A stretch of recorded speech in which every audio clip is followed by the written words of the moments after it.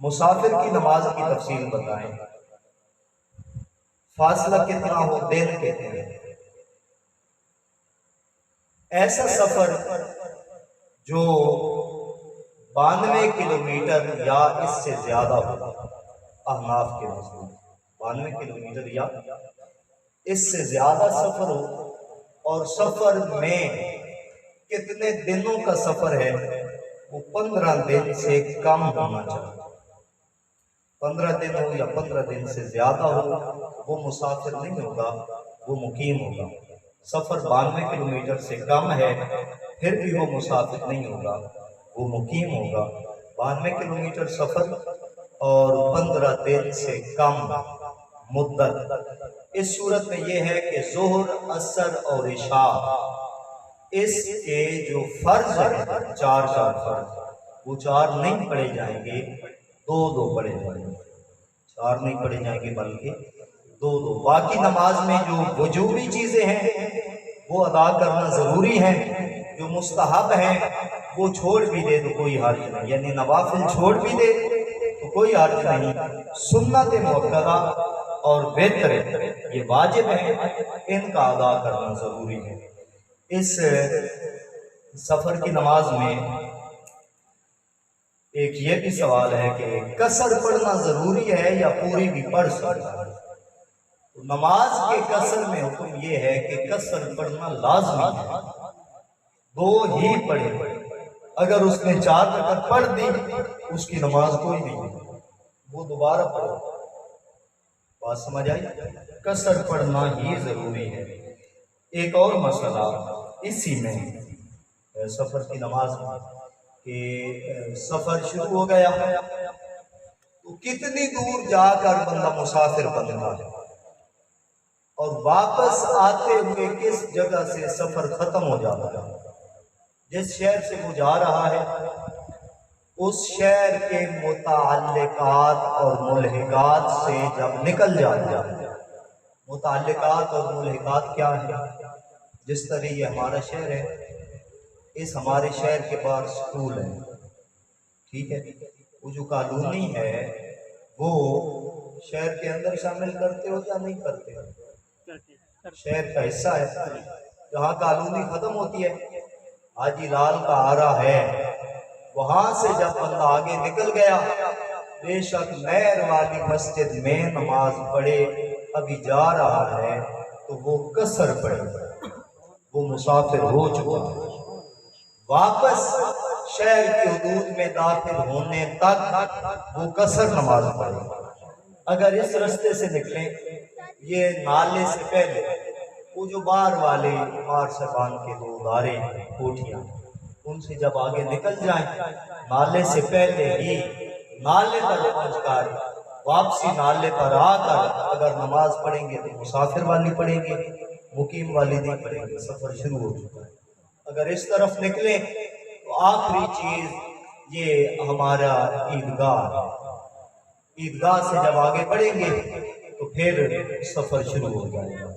اس طرف نکلیں، اس طرف میں جو یہ 2-3 گراؤنڈ ہیں لڑکے کھیلتے ہیں، یہ کھیل کا گراؤنڈ، جنازہ گاہ، عیدگاہ، سکول، یہ چیزیں شہر کے ملحقات ہیں جو شہر سے باہر ہوتی ہیں۔ جب ان کو بندہ کراس کر جاتا ہے تو سفر شروع ہو جاتا ہے، واپس جب تک ان تک نہیں پہنچتا سفر میں ہی رہتا ہے۔ ماشاءاللہ استاد جی نے بڑی اہم بات کی طرف توجہ دلوائی۔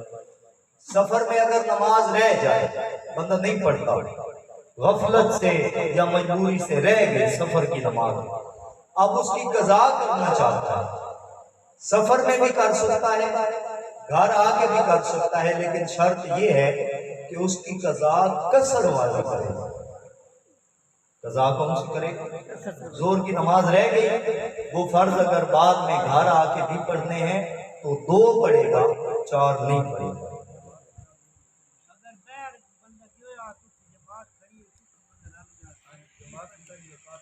جی ماشاءاللہ۔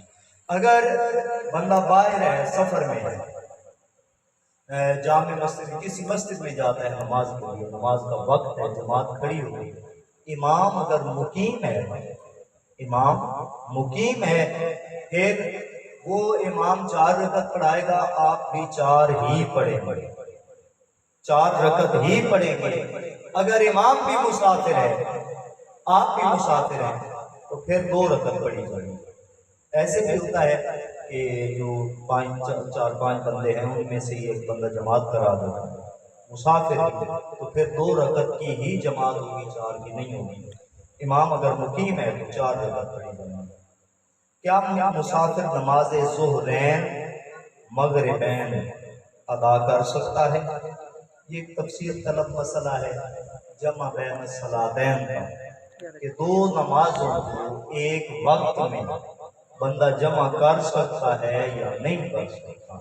اہل سنت کے نزدیک، احناف کے نزدیک، یعنی کہ جمع بین الصلاتین، سفر ہو یا حضر ہو، سوائے میدان عرفات شریف اور مزدلفہ کے جمع نہیں کر سکتا۔